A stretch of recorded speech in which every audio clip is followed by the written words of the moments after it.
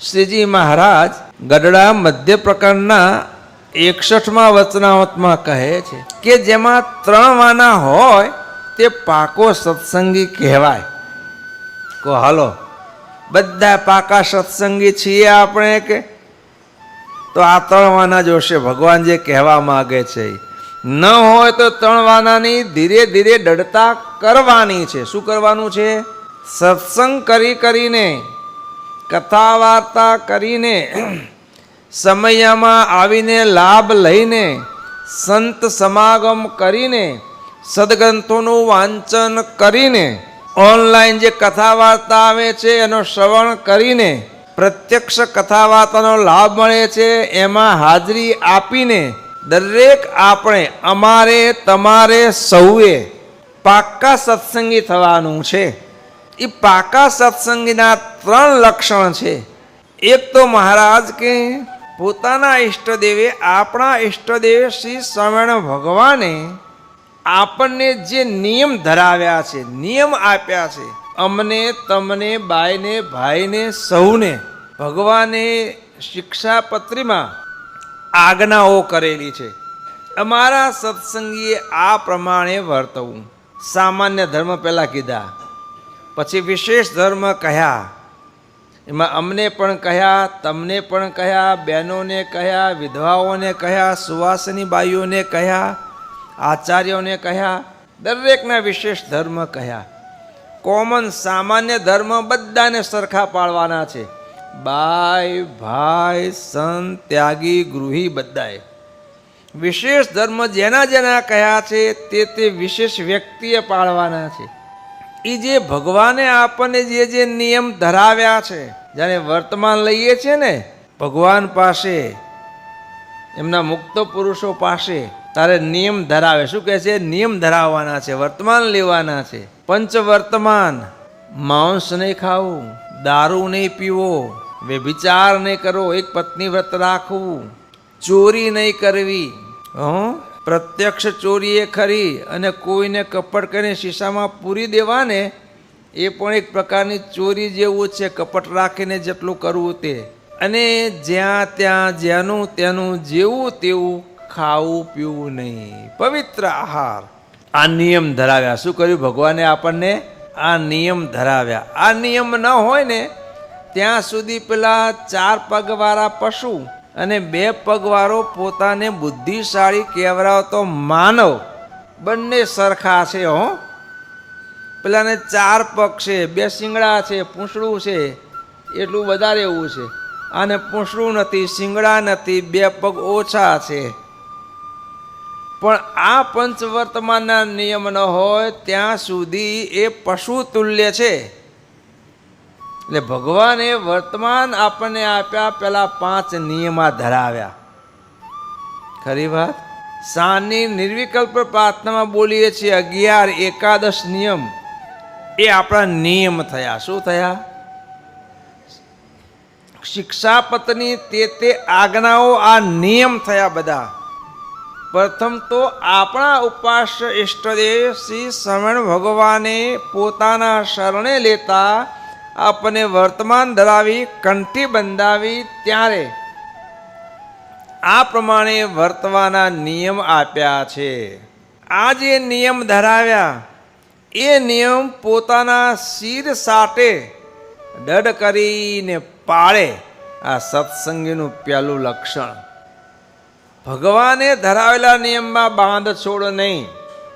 ચાલશે, કોણ દેખે છે આટલું ચાલે નહીં, એમાં બાંધ છોડ નહીં. આ તો કે 200 વર્ષ પહેલા ભગવાન લખી ગયા, તો મોક્ષ 200 વર્ષ પહેલા. અત્યારે મોક્ષની વાતો ન કરશો તો પછી.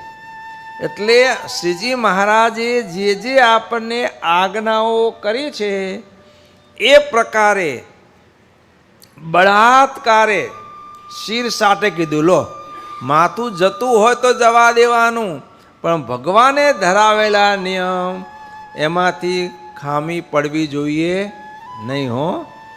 આ બંધુ સત્સંગ એની પહેલું લક્ષણ છે. મહારાજ કે પોતાના ઈષ્ટદેવે જેને જે નિયમ ધરાવ્યા હોય એ નિયમ શિર સાટે રાખે. આપણે એ સંતોની એ ભક્તોની પંક્તિમાં બેસવું છે તો એમને જેવા નિયમ રાખ્યા એવા આપણે રાખવાના છે. ત્યારે પાક્કા સત્સંગી કહેવાઈએ. ભગવાનનો રાજીપો એના ઉપર થાય, કહેવું ન પડે મારા રાજી થાવ એમ. એટલે પંચવર્તમાનના નિયમ દઢ કરીને પાલન કરવાના. માંસ ન ખવાય, ધોળા બટાકા ન ખવાય, દારૂ ન પીવાય, આમલેટ ન ખવાય. બધું આ તો ખરા જ. બાપાશ્રી પ્રથમ પ્રકારના 78મા વચનામૃતની ટીકામાં સમજાવે છે. આ પ્રત્યક્ષ માંસ તો આપણે અડાય નહીં હો, અડીએ તો નાહવું પડે. પ્રત્યક્ષ દારૂ એ પણ ન અડાય આપણે. પણ ગાળ્યા વગરનું પાણી માંસ તુલ્ય કીધું. જોયા વગરનું, ઝાપટ્યા વગરનું, સાફ કર્યા વગરનું અનાજ સીધું દળી નાખીએ દારૂ પેલા માંસ તુલ્ય કહેવાય. બજારમાં શાક લઈને સીધું બાફી નખાય નહીં. એકદમ ધોઈને સાફ કરીને પછી સુધારતા પણ ધ્યાન રાખવું પડે. હળેલું બધું કાઢી નાખવું પડે કોઈ બધું, પછી રંધાય. બજારમાં લાવીને સીધે સીધું અનાજ બાફી દેવાય નહીં. એને પણ સાફસૂફ કરવું પડે, ચારવું પડે, ઝાપટવું પડે. દળાવ્યું એવું કહીને દળાવ્યું, લોટ થયો તો લોટ પણ સીધો વપરાય નહીં, એને પણ ચારવો પડે ફરીથી. લો અને પાણી, દૂધ, ઘી, તેલ અને કપડાની ગણતરી ગાળીને વાપરવું જોઈએ. આ બધી શુદ્ધિ જાળવીએ ત્યારે આપણે માંસ ખાધું ન કહેવાય. નહીં તો બધું માંસ તુલ્ય છે.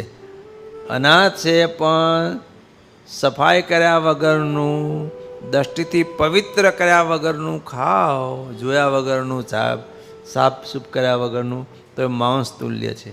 ગાળ્યા વગરનું પાણી એ માંસ તુલ્ય છે. એક વખત ગાળ્યા વગરનું પાણી પીવો ને માછીમાં 6 મહિના માછલા મારે ને એને જેવું પાપ લાગે એવું પાપ એક વખત ગાળ્યા વગરનું પાણી પીવાથી લાગે. સત્સંગી જીવનમાં કહ્યું છે. આમ વર્તવાનું આપણે પવિત્રપણે. તારે માંસ ન ખાધું કહેવાય. પેલા માંસ તો અડાય નહીં હો. આમ પવિત્ર રહેવાનું છે. પછી દારૂ પીવાથી કેફ ચડે ને, એમ જેને કરીને કેફ ચડે એવા પીણા પીવાથી કેફ ચડતો હોય તો એવું પીણું, એવા દૃશ્યો જોવાથી કેફ ચડતો હોય ને તો એવા દૃશ્યો, આંખનો દારૂ થયો. શું થયો? એવા શબ્દ સાંભળવાથી કેફ ચડે ને એ કાનનો દારૂ થયો. આ બધા જેને કરીને આપણા ઇન્દ્રિયો અંતઃકરણ બહેકે, આજ્ઞાની શુદ્ધબુદ્ધ રહેવા ન દે, એ બધો દારૂ છે. આ દારૂનો ત્યાગ કરવાનો છે. પેલા પ્રત્યક્ષ દારૂ તો અડાય જ નહીં. પણ પાક્કા સત્સંગી થવું છે ને તો આ પ્રકારે માંસનો ને આ પ્રકારે દારૂનો ત્યાગ કરવાનો છે.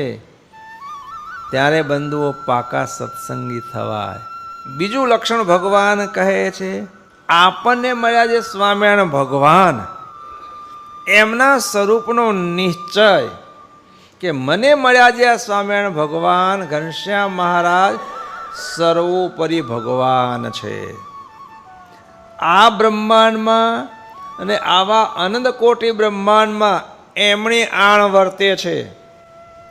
બધા ઉપર કાબુ, નિયમન એમનું છે. સુખને કરનારા આ ભગવાન સિવાય બીજો કોઈ નથી. દુઃખને હરનારા આ ભગવાન વગર બીજો કોઈ નથી. આમ આ ભગવાન ઘનશ્યામ મહારાજનો નિશ્ચય અડગ રહે. શું રહે?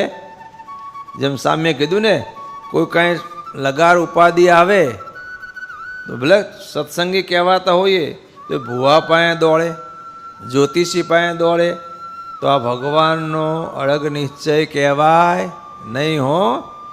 એને એટલે ભુવાને કરતા માન્યો કહેવાય, એટલા જ્યોતિષને કરતા માન્યા કહેવાય, ગ્રહોને. પણ ભગવાનને કરતા માન્યા ન કહેવાય. અડગ નિશ્ચય, નવડા જેવો નિશ્ચય સાંઈ બાપા કહે છે. આ આંખ છે ને, 1 2 3 4 5 6 7 8 9 પછી 0.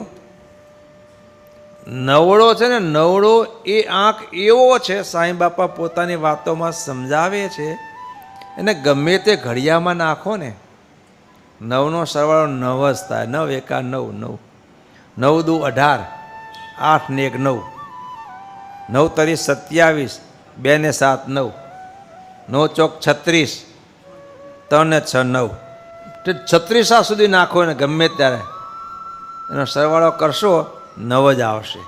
કે નવળો ક્યારે પોતાનું સ્વરૂપ બદલે નહીં. બીજા આંખ વધઘટ થઈ જાય. 8 એક 8, 8 દુ 16, 6 ને 1 7, એક ઘટ્યો, એ ઘટતો જ હશે. એમ ગમે તેવી પરિસ્થિતિ સર્જાય, શું થાય તો પણ નવળાની ઘોડે આપણને આ મણિનગર ધામ, આ સ્વામિનારાયણ ગાદી, એના વગર ક્યાંય આસ્થા આવવી જોઈએ. સુખમાં દુઃખમાં ભગવાન અતિ સુખ આપે તો પણ ભગવાન ભૂલાવા ન જોઈએ. ભગવાન કસોટી લે, દુઃખ પ્રેરે તો પણ આમના વગર એ દુઃખને આપનારો કોઈ નથી. નથી કા નથી કર્મ. આપને પાકા કરવા માટે આપણને દુઃખ પ્રેરે છે ભગવાન. આ સમજણ રે. શું રે? તાણે પાકા સત્સંગી થવાય. પહેલું ભગવાને ધરેલા નિયમ શિર સાટે પાલન કરવાના, આજ્ઞાઓનું પાલન કરવાનું. બીજું ભગવાનને કરતા માનવાના, ભગવાનને જ સુખના ધામ માનવાના નિશ્ચય. અને ત્રીજું ભગવાન કહે છે પોતાના ઈષ્ટદેવને ભજતા હોય એવા સંત, આ હરિભક્ત બાઈ ભાઈ, તેનો પક્ષ શિર સાટે રાખવાનો. લો, એના પક્ષમાં ઊભું રહેવાનું. જેમ દીકરા દીકરી મા બાપનો પક્ષ રહે છે ને, ગમે તેવું બે ભાઈ હોય, બોલે વ્યવહાર ન હોય, પણ કોઈ એના ભાઈને મારતો હોય જેનું ઊભો રહેશે ને, જેમ દેહના સંબંધીનો પક્ષ રહે છે, એવો સત્સંગના સત્સંગી સંત હરિભક્તનો પક્ષ રહેવો જોઈએ. આ 3 વસ્તુ જો જીવનમાં દઢ હોય તો ભગવાન કે પાકો સત્સંગી. કો આપણે દરેકને પાકા સત્સંગી થવાનું છે ને, થવું છે ને, તો બસ આ 3 વાના દઢ કરવાના છે. જે શ્રવણ ભગવાને પંચવર્તમાનની એકાદશ નિયમની શિક્ષાપત્રીમાં આજ્ઞાઓ કરી છે, એમાં આપણે ક્યારે બાંધછોડ કરવી નહીં. શુદ્ધપણે આજ્ઞા પાલન કરવા પ્રયત્ન કરવાનો. બીજું, ગમે તેવા સુખ દુઃખના દિવસો ભગવાન દેખાડે તો પણ સુખને આપનારા એ ભગવાન છે, અને દુઃખને આપનારા કસોટી માટે પ્રેરનારા પણ ભગવાન છે. કયા? આપણને મળ્યા સ્વામિનારાયણ ભગવાન તે છે. એના વગર બીજો કોઈ આપણને દુઃખ કે સુખ આપી શકતો નથી. અરે મેં કેવા કર્મ કર્યા હશે, આટલું મને કંઈ, આટલો મરી ગયો તો કાંઈ થતું નથી. નહીં ભાઈ, સ્વામિનારાયણ ભગવાનની મરજી વગર કશું ઢીલું પાંદડું પણ હૂકું પાંદડું ફરકી શકતું નથી. અને જે ભગવાન મને જે પરિસ્થિતિમાં રાખે છે, મારા સુખમાં માટે રાખે છે, આ સમજણ હાથ રહેવી જોઈએ. કરતા હરતા મળ્યા સ્વામિનારાયણ ભગવાન, એના વગર બીજો કોઈ આસ્થા ના આવી. અને આ સંત, આ હરિભક્ત મણિનગર ધામ સ્વામિનારાયણ ગાદી, એનો પક્ષ શિર સાટે રહેવો જોઈએ. જેમ કુટુંબીનો પક્ષ રહે છે તેમ. તો બંધુ, આપણે બધા જ આ માર્ગે ચાલ્યા છીએ, અને આમાં જે કંઈ કચાશ હોય ને, એ સત્સંગે કરીને ધીરે ધીરે ટાળવાની છે.